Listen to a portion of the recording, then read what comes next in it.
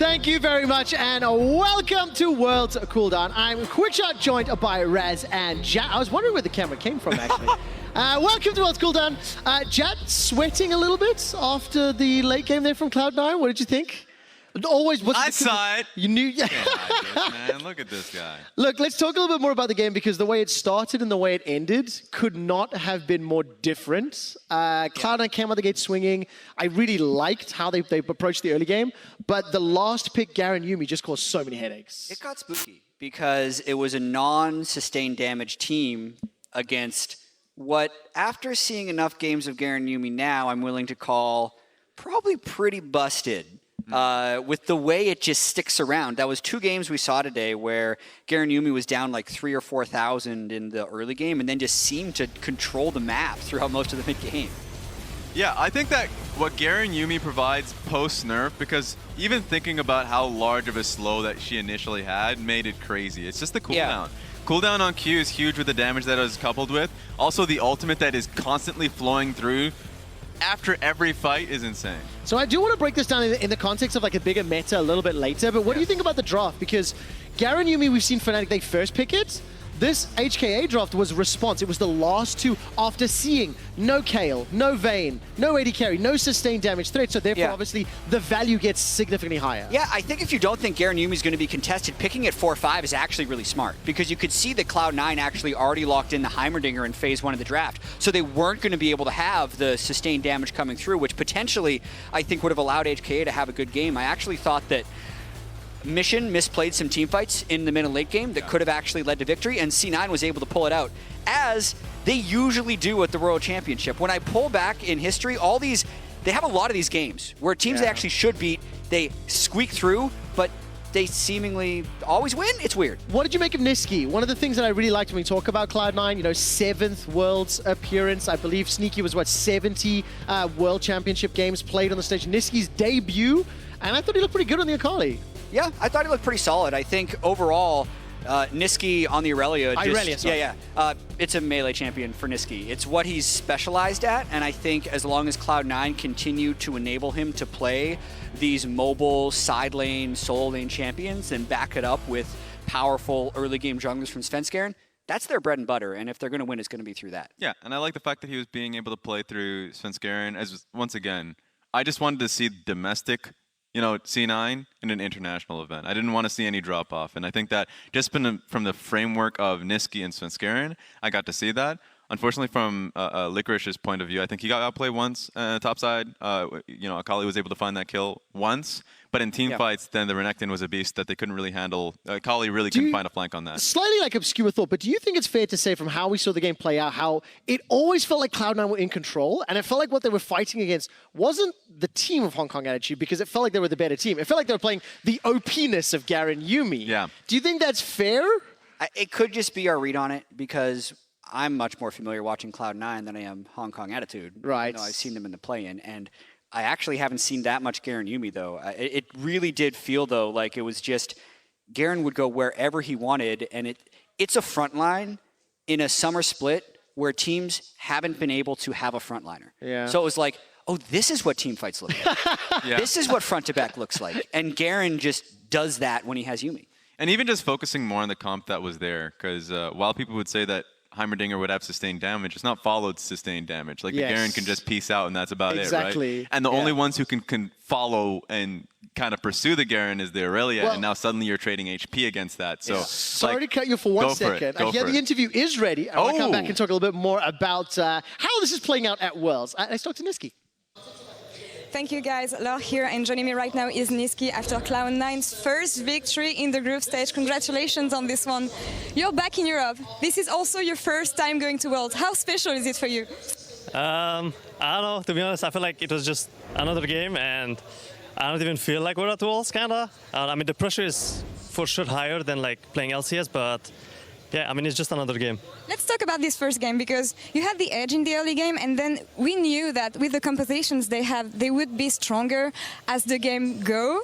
You had the good vision control, and you had the nice side lane wave being set up as well. So what made it difficult for you to come back on top in the end, and how did you overcome them, knowing that they had the scaling in the end? to be honest, after the early game, we tried to force some stuff. Like, we got every dragon, drift, and then once Nash spawned, we tried to play around it, and then they had like blue trinkets, like they were always checking it, so we couldn't do it. And then at one point we're like, okay, we're just gonna flip it. And then I think Nisqy got the Nash, and yeah, that just unlocked the game, I guess. Teams struggle really hard against Garen Yuumi, which is understandable. You have several answers, such as Vayne, but do you feel like next time you should ban these champions, at least Garen?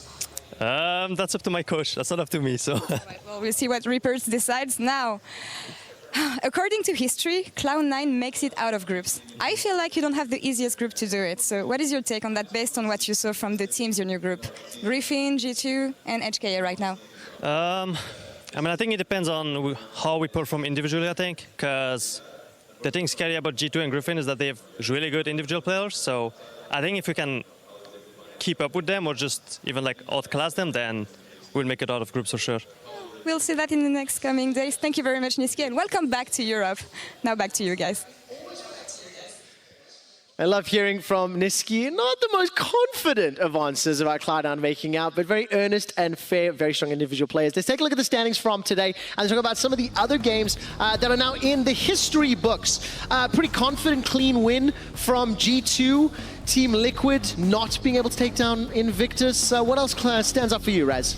So, yeah, you already mentioned Invictus Gaming. I think the kind of takeaway that I have here is that IG's back, you know? For me, everyone was... Well, they are back, but that's to play the game. Okay, come on, now. Like, I didn't love that personally. Do you see a loss, Quickshot? It's not there. I don't see a loss. It's not there. Yeah. But, like, when I say back, I mean... The questions for Invictus Gaming when they were coming in were specifically about individual players and talent, specifically Rookie. I didn't expect results-based analysis from the two of you today. No. But, like, if we dig deep into the game, Rookie almost had a 30 CS advantage in the mid lane. Right. The Shy had that solo kill, even, like, multiple solo kills, actually.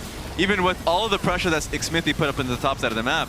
And we haven't even talked about RNG SKT yet. That's true, that's true. And so, like, we had a lot of great games today. And I know a lot of people are talking about Group of Death for Group C. Group D is a very hard group, and all of it was coming down to the eye test of how good IG would look when they come into the group, and how Team Liquid would kind of come into Worlds, what form they would look like. And both of them look damn good. Aside from that fight, TL was fine. Aside from that fight, TL was completely fine. No, IG, I thought the way, just kind of going back through the day, the way SKT won, yes, I thought was impressive because they switched strategies mid-game. The way G2 run, I think, was impressive because they played champions you wouldn't have expected them to play, yet still won very quickly. Yeah. We'll get into that game as well. But overall, just a day of games that didn't actually seem like there was a big upset. Yeah. There were the close matchups that were relatively close. I think G2 won their close matchup more than I expected them to by. But other than that, I think the predictions we ended up doing, I think I was 5 of 6. You're probably something similar. Yeah, pretty much. Which one did you get wrong? Griffin. Yeah. What do you think? Well, actually, for me, that would have been 6 to 6. I think I had a perfect record. Oh, there we go. Oh, So we actually verifying. I love the chat's actually walking over to verify. Yeah, I was good. I'm going to protect myself from myself with predictions. Okay. I've already locked all 8 days. Oh, What? I'm not going to flip-flop a single thing. How is he going to do that? That's short-sighted. The That's rules not you have to good. look at Or before. am I thinking long-term? Okay, but look at it this way then. All right, you're thinking long-term. You're looking at the whole group stage. One of the topics that we were talking about before we came on air was expectations of what was going to happen at Worlds versus the reality that we've seen. So we got the playing stage, 2 days of groups. We've seen every single World Championship participant. The first topic I'm going to ask is of Garen Yuumi, which is a theme from today. Yeah. Fnatic, I did not have much faith in them when they fell behind early. But then Garen Yuumi gave me the confidence back. It didn't work yesterday for the squad, but like, let's get some thoughts on the specifics of the combo. So they played their comp poorly. Like, I looked at the Garen and Yuumi, and while it was great, their composition was, their strength of it was in the Akali and Shen, that they should be on side lanes at all times. That, in fact, if they were team fighting up against that squad, that I actually favored a lot of the kite back potential that Clutch had in that game, and it was messy because it was supposed to be messy from Clutch. I think that that was unfortunate from Fnatic's side. Of course, they ended up picking up that win anyways. While in this Garen Yuumi game, you had the Tristana, you had the sustained damage. I actually love the team fighting. That it just came down to execution, of course. So I think that is a strong pick. So I hate watching it because it's hard to see like the great display of skill. Garen is no skill shots, just runs around. It's all about positioning, hard to judge. Yeah. And then Yuumi, you're never really wondering how much healing and shielding it's doing until Yeah. you look at the charts afterwards. But it's a lot. And some teams had picked this up in Summer Split, specifically in EU, and then they had to question whether or not they were going to drop it because Yuumi got nerfed a lot. But what didn't necessarily get nerfed that much is the speed, the haste, the heals, and the damage. The slow was the biggest Yeah. nerf that ended up hitting the win rate a whole bunch, which actually I think, It's the least impactful thing that we're seeing today. Do you think that's fair? well, it makes Garen so good. Yeah. And I just keep seeing these teams not be able to kill Garen, and Yuumi wins the war Now, of attrition. can we zoom out a little bit? And in today's games and yesterday's games, I've been a little surprised at the pace, the speed. Yeah. I was Yeah. hoping a little bit more for Summer Split, skirmishes, like a bajillion flex picks everywhere. And I know there's been multiple patches, right? But talk me through, Jack, your thoughts on what expectations were versus what we're seeing. Yeah, we asked for this. Games are about 2 minutes slower than they were in the Summer Split for the teams attending. This is the average of the teams that are attending. I think a lot of it has to do with champion picks, and a little bit of it has to do with nerves. I know Jankos had that interview after the G2 game where he said, actually, I think most of these teams are nervous based on what he's seen and based on what he's experienced in scrims, and I tend to agree. I think a lot of it just comes down to the scare of losing a game one in a best of one to a lot of teams that you believe you should beat. Yeah. Like yesterday, a lot of people were running questions and making conclusions of IG versus their opponents on that one, and I felt like, I looked at that and said that, they should be able to beat AHQ. So going for a much more safer composition is not taking any of the risks that they usually do during the split and going for team fights later on. They were drawing out the game so they can go for team fights because AHQ domestically find themselves in a lot of Barons in one game.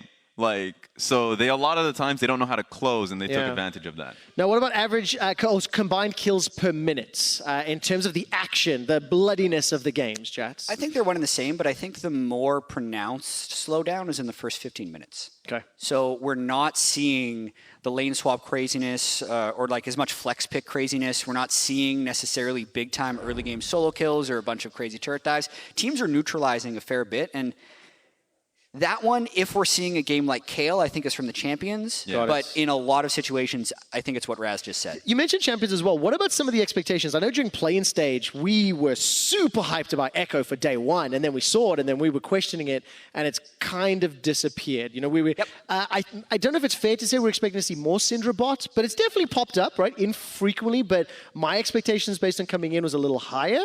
What about you guys and some of the other picks that you're seeing? Yeah. So I'll say just immediately what we saw from play-ins oftentimes was based off of what they saw in solo queue that was succeeding, and a lot of these teams just being so successful off skirmishing, just really fighting it out. Like watching the OPL teams or watching the Brazilian teams, just realize that, when they went up against the better teams, oftentimes like Splice and Damwon, that they were just choosing their fights and not oftentimes getting what they wanted. It was like, okay, this is really frustrating to use the picks that we had.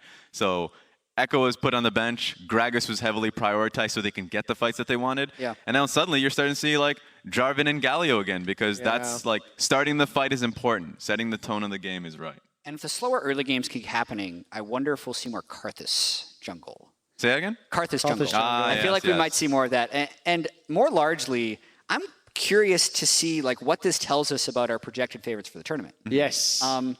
If G2 can continue to have caps on Orianna and Wonder on Ornn and look like that, they'll be fine. But that's a one-game sample size of them good on those champions versus a year of them playing completely different stuff and looking awesome. Yes. So I feel like if the game stays like this, I'd actually be even more willing to back SKT. Okay, to be but the then best team. step back and zoom even further out, right?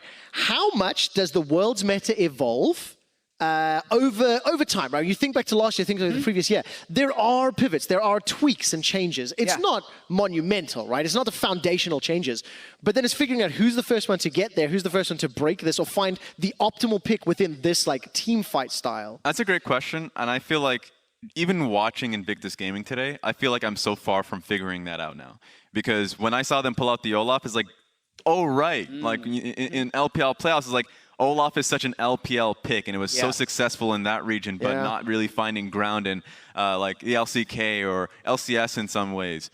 And then I was like, well, suddenly the Gragas pick and the Lee Sin pick that we've been seeing so frequently is put under danger if you don't see that as a viable blind pick when an Olaf is there and available. Yeah. So I think we'll be seeing more of these teams go up against each other, especially in the knockout stage, and we'll start getting our answers then. Yeah, if I think back to like Worlds 2017, I remember Caitlyn ended up being a huge pick in week 2 of group stage. Yeah. I think the bigger shift will happen for stage 2. We only have a 1-day break, but the teams themselves will have multiple days off before they end up playing the onslaught of games to decide their group. So I think we'll see minor adjustments in the next 2 days, but the big changes will be in week 2. And it's very interesting as well because even the big changes, it is a day between, the first half of groups, second half of groups, and then we have a larger break to quarterfinals. Yeah. That's where I get very excited about what pivots are going to come. But let's talk about tomorrow's matches.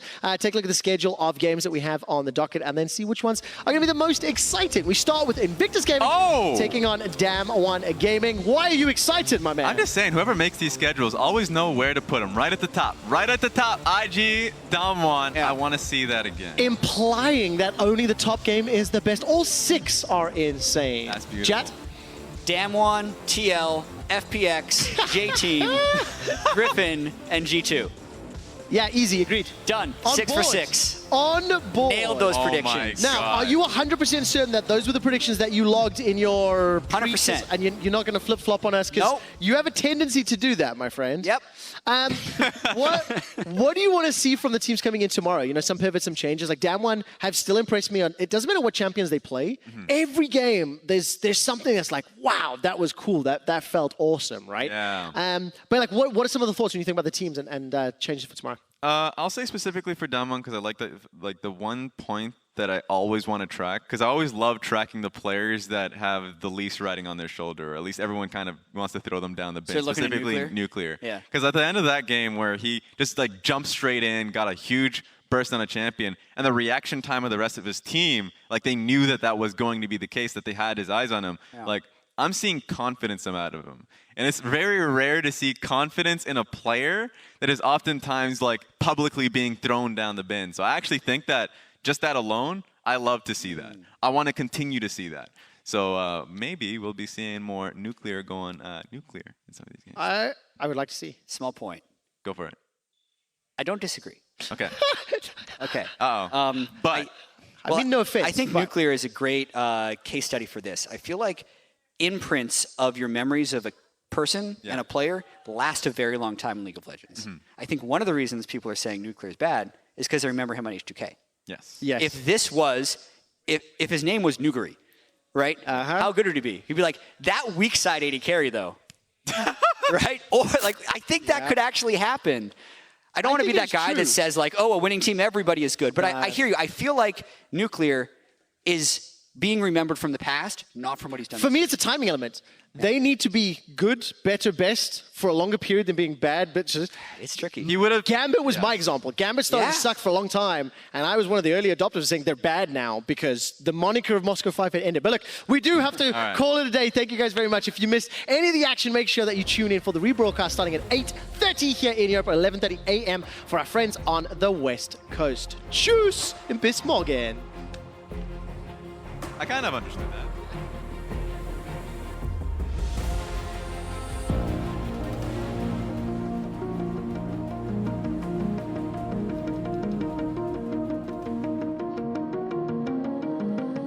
What are you willing to lose? Here we go. RNG's are going to play, but that's a nice cask. Uzi's going to be in some trouble. Juan wants to come in from the side. Faker's looking to make some kind of a move here off the side. Xiao Hu's in some trouble. Clint's going to blow him up. Effort now going to be run down here in the mid lane. McConn's able to come in from the side. Uzi going on a rampage. Faker's going to be taken down now. That's the him, and he's out of there. Another TP is going for more. Oh, they're all going. SKT are now on the Nexus turret. Well, they got the SKT, they play the math right, and they find the Nexus. So are you gonna do? Can Clutch Gaming do anything else with that kill? Lyra on the side trying to find the cocoon. Has to get himself away now. Cody's up. They ruin it up. The Shy on the front line, Baltic double lift away, and IGA able to survive Shy. Oh, with the shockwave, finds 3, Invictus Gaming find their fight. They find the Baron, they almost find the ace. Impact tries to flash away, but he is chased down with a killer instinct. What we're learning is they're beautiful and sensitive. That's the duo right there. Perks maybe overstepped a little bit here. Knocked back across across the wall, right into the waiting arms of Sword. Do it by the numbers. G2 for the final hit. Then the Nexus towers have to be the target. Oh! Shockwave, the solar flare, and Griffin lose 2 in a heartbeat. That's 3. Make it 4. Make it more. G2 scream. Well, after our scrims, we decided that we would play a bit safer, and it worked out. Baron goes down. Have Cloud9 sacrifice their lives for it. Unified still healthy. 1,000 HP on him. Nisqy goes low. No flash, remember, but he's going to back in the back of the pit. Unified being chased down. The final chapter coming out once again. Unified will take the kill as Kaiwing gets one. Now he's going to jump onto Dreezy. Heals him up with the zoomies. Exhaust goes down on Licorice. Kaiwing jumps out, gets the shield back. Licorice on a double kill though, and Kaiwing has nowhere to go. C9 finally find the fight. Kaiwing's going to jump back onto mission, but the Nexus won't fall. And Cloud9 will eventually take their win.